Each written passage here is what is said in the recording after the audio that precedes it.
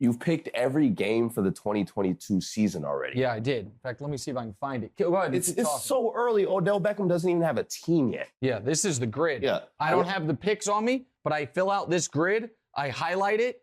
Green is wins, red is losses, and then I compile it. Okay, so there are my standings. Go ahead. Yeah. So what are you doing here? What are you making right? What am I? Well, hold on. I don't even understand what you're asking me here. You're asking me why I do this? Yes. Like how are you going to pick the outcome of these games? You know, when because I'm a sports genius. Okay. I mean, I do it now. Listen, there's 272 games. Do I think I'm going to go 272 and 272? No, of course I don't.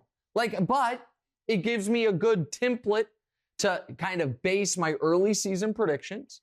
It gives me an idea of, I go through it one by one and I'm like, oh man. Like as a for instance, I didn't realize how screwed the Patriots were before I did this. Okay. But when you look at the Patriots, our lead producer, Gabe, will like this a lot. You look at the beginning of their schedule and you're like at Miami, at Pittsburgh, home for Baltimore, at Green Bay. Okay, so New England's going to be Vegas underdogs in all 4 of their first games. Then you look at the end of their schedule.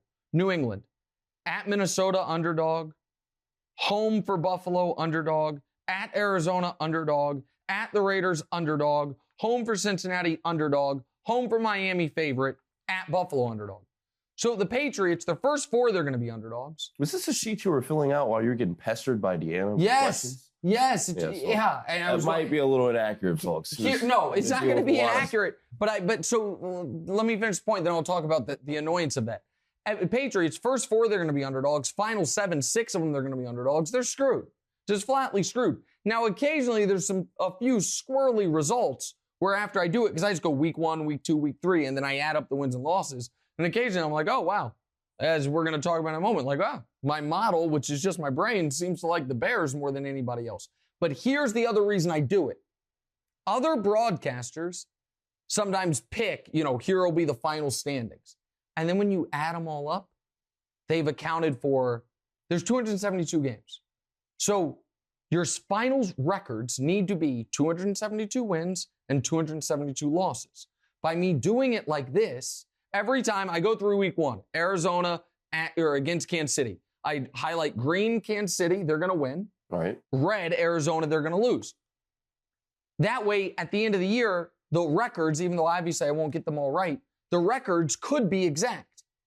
Other folks will do it, and if you do the math on it, it's 280 wins and 264 losses for the league. That can't work. So that's why I do it. I do it in part because I'm a little OCD enough that I want the records to be exactly 272 and 272, but also because it gives me a nice loose template of how I think the season's going to go. But there were, as you can probably see on the right side of the screen, a few outlier predictions. I think we're going to get to those right now in 2 wrongs and 1 right. DeMonze, take it away. Yes, sir. The 49ers will go 14-3 because Trey Lance is quarterback, Jimmy G is quarterback, or with Shanahan, does it not matter? Or does quarterback not matter? Sorry. No, I don't think Jimmy G is going to be the quarterback, so we can get rid of that one. It's a combination of 1 and 3 of Trey Lance. I think Trey Lance is going to be really good in this Shanahan offense. I think they were smart for not folding to Deebo Samuel's trade demand.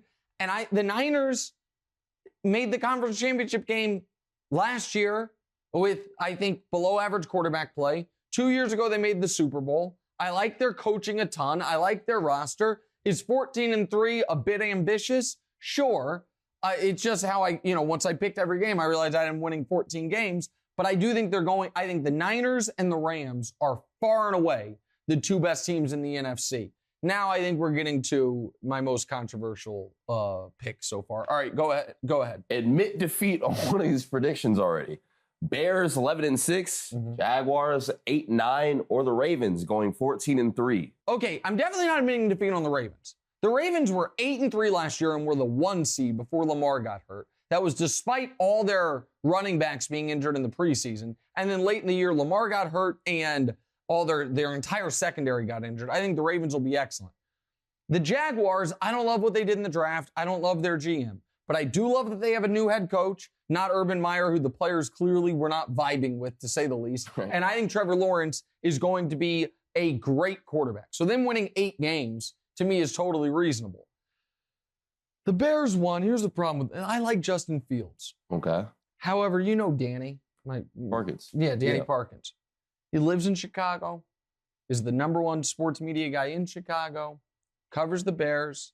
He texts me when these picks came out, and he said, "You're drunk, buddy."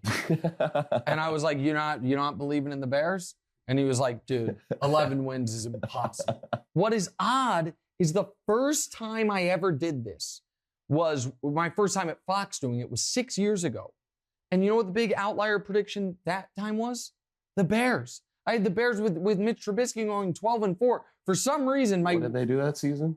Not 12-4. For some reason, my week by week NFL picks have a strong Bears bias. So I guess the one that's probably the least likely is the Bears. But I'm sticking with all of them. All right, what's next? You picked these 3 teams to miss the playoffs. Mhm. Which fan base will you be apologizing to at the end of the season? Okay.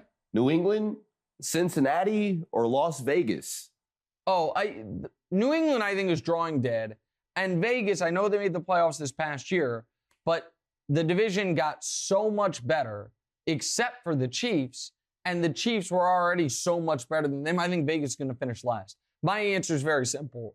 Cincinnati's the one that was the hardest because they did upgrade the offensive line. They did make the Super Bowl. And Bengals fans, I would be the one fan base I would apologize to because they were actually pretty gracious after they dispatched of my Chiefs. I like Bengals fans. I don't have much time for Patriot fans because they're also Celtic fans. I'm not a huge fan of that general area. You're fine, but it's because Celtics are. the Celtics You fans like are Celtic irritating. fans? No, of course not. All right, what's the last question?